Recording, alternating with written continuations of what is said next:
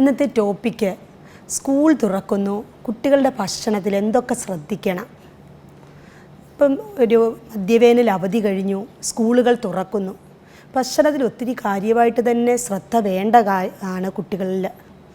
പേരൻസിനൊക്കെ ഒത്തിരി സംശയമാണ്, എന്ത് ഭക്ഷണം കൊടുത്തു വിടണം, എത്ര കൊടുത്താൽ മതിയാകും, എത്ര അളവ് കൊടുക്കണം, എന്തൊക്കെ ആഡ് ചെയ്യണം എന്നതൊക്കെ ഒത്തിരി ഡൗട്ടുള്ള ഒരു കാര്യമാണ്. ഒരു മാതാപിതാക്കൾ അറിയേണ്ട ഒരു കാര്യം, കുട്ടികളുടെ ഭക്ഷണം നല്ല പോഷകസമൃദ്ധവും ആവശ്യത്തിന് കലോറിയും ന്യൂട്രിയൻസും ഒക്കെ അടങ്ങിയതായിരിക്കണം എന്നുള്ളതാണ്. എല്ലാ കുട്ടികളും പൊതുവിൽ കാണുന്ന ഒരു ശീലമാണ്, ഒരു 40% കുട്ടികളും ബ്രേക്ക്ഫാസ്റ്റ് കഴിക്കാതെ പോകുന്നതായിട്ടാണ് കാണുന്നത്. ബ്രേക്ക്ഫാസ്റ്റ് കഴിക്കാതിരിക്കുന്നത് ശരീരഭാരം കൂടുന്നതിനും ഏകാഗ്രത കുറയുന്നതിനും കാരണമാകും.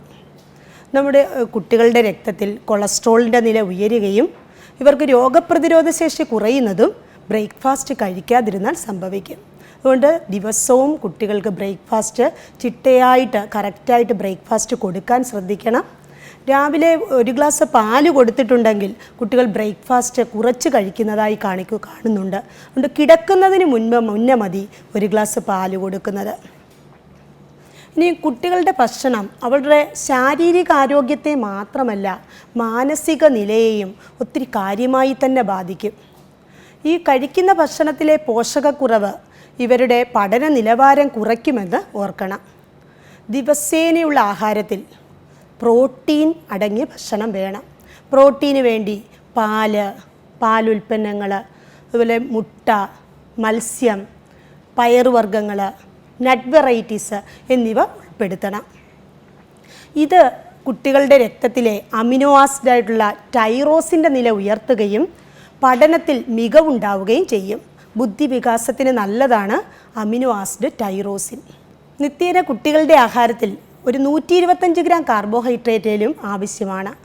ആവശ്യത്തിന് കാർബോഹൈഡ്രേറ്റ് ലഭിക്കാതെ വന്നാൽ ബ്രെയിനിന് വേണ്ടുന്ന എനർജി കുറയുകയും അതുമാത്രമല്ല ബി വിറ്റമിൻസുകളായിട്ടുള്ള തയമിൻ, റൈബോഫ്ലവിൻ പോലെയുള്ള ബി വിറ്റമിൻസുകളുടെ കുറവുണ്ടാകുകയും ചെയ്യും. ഈ കുറവ് പഠനത്തിൽ മികവ് കുറയ്ക്കുന്നതായി കണ്ടുവരുന്നു. ഇനി ഏറ്റവും പ്രധാനമാണ് ഭക്ഷണത്തിലെ കാൽഷ്യത്തിൻ്റെ അളവ്. വളരുന്ന കുട്ടികൾക്ക് കാൽഷ്യം അത്യാവശ്യമാണ്. കാൽഷ്യം ആവശ്യത്തിന് കിട്ടാൻ പാലുൽപ്പന്നങ്ങളായിട്ടുള്ള തൈര്, മോര്, പനീർ എന്നിവ ഉൾപ്പെടുത്താം. ഇനി പ്രോട്ടീൻ പ്രധാനമായിട്ടുള്ള ഭക്ഷണങ്ങളുടെ കൂടെ തന്നെ അവർക്ക് ആൻറ്റി ഓക്സിഡൻറ്റുകൾ അടങ്ങിയിട്ടുള്ള ഇലക്കറികളും പച്ചക്കറികളും ഉൾപ്പെടുത്തണം. വിറ്റമിൻ സി കൂടുതൽ അടങ്ങിയിട്ടുള്ള നാരങ്ങാവർഗത്തിൽപ്പെട്ട ഓറഞ്ച്, മുസമ്പി, ചെറുനാരങ്ങ എന്നിവയും നെല്ലിക്ക, തക്കാളി ഇവയൊക്കെ ഉപയോഗിക്കുന്നത് നല്ലത്. ഇനി വിറ്റമിൻ എയും ബീറ്റ കരോട്ടീനും ഏറ്റവും ആവശ്യമാണ് കുട്ടികൾക്ക്. ഇതിനുവേണ്ടി ഇലക്കറികൾ, മഞ്ഞയും ഓറഞ്ചും നിറത്തിലുള്ള പഴങ്ങളും അതിന് സഹായിക്കും. പച്ചക്കറികൾ, ഇലക്കറികൾ ആഴ്ചയിൽ 3 ദിവസമെങ്കിലും ഉൾപ്പെടുത്തുന്നത് വളരെ നല്ലത്.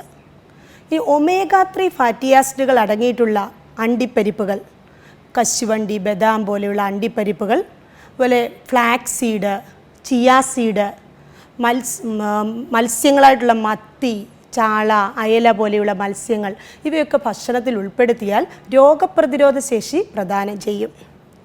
ഇനി കുട്ടികളുടെ ഭക്ഷണം പ്രത്യേകമായിട്ട് ശ്രദ്ധിക്കേണ്ട ഒരു കാര്യം, അവരുടെ ഭക്ഷണത്തിൽ വൈവിധ്യം ഉണ്ടാകണം എന്നുള്ളതാണ്. രാവിലത്തെ ബ്രേക്ക്ഫാസ്റ്റ് തന്നെ ഉച്ചയ്ക്ക് കൊടുക്കാതിരിക്കാൻ ശ്രദ്ധിക്കുക. വൈവിധ്യത്തിന് വേണ്ടി ചോറിന് പകരം curd rice, tomato rice, coconut rice, fried rice, അതുപോലെ പച്ചക്കറികൾ കൂടുതൽ ആഡ് ചെയ്തിട്ടുള്ള ഗോതമ്പിൻ്റെ ന്യൂഡിൽസ് ഇവയൊക്കെ ഉൾപ്പെടുത്താവുന്നതാണ്. ഇനി വൈകുന്നേരം വരുന്ന കുട്ടിക്ക് പഠിച്ച കാര്യങ്ങളെല്ലാം, സ്കൂളിൽ നിന്ന് പഠിച്ച കാര്യങ്ങളെല്ലാം റിപ്പീറ്റായിട്ട് ഒന്നുകൂടെ പഠിച്ച് മനഃപ്പാഠമാക്കാൻ വേണ്ടി എനർജി ആവശ്യമാണ്. അതുകൊണ്ട് 4 മണിക്ക് വരുന്ന കുട്ടിക്ക് ആവശ്യത്തിന് ഊർജം കിട്ടാൻ വേണ്ടി വീട്ടിൽ തന്നെ തയ്യാറാക്കുന്ന വിഭവങ്ങളാണെങ്കിൽ ഏറ്റവും നല്ലത്.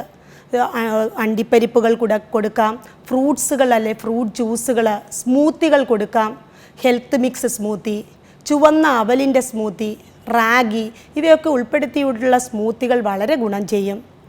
അതുപോലെ ഇലയട, കൊഴുക്കട്ട, ശർക്കര ആഡ് ചെയ്തിട്ടുള്ള ആഹാരങ്ങൾ കുട്ടികൾക്ക് അനീമിയ കണ്ടീഷൻ പ്രിവെൻറ്റ് ചെയ്യും.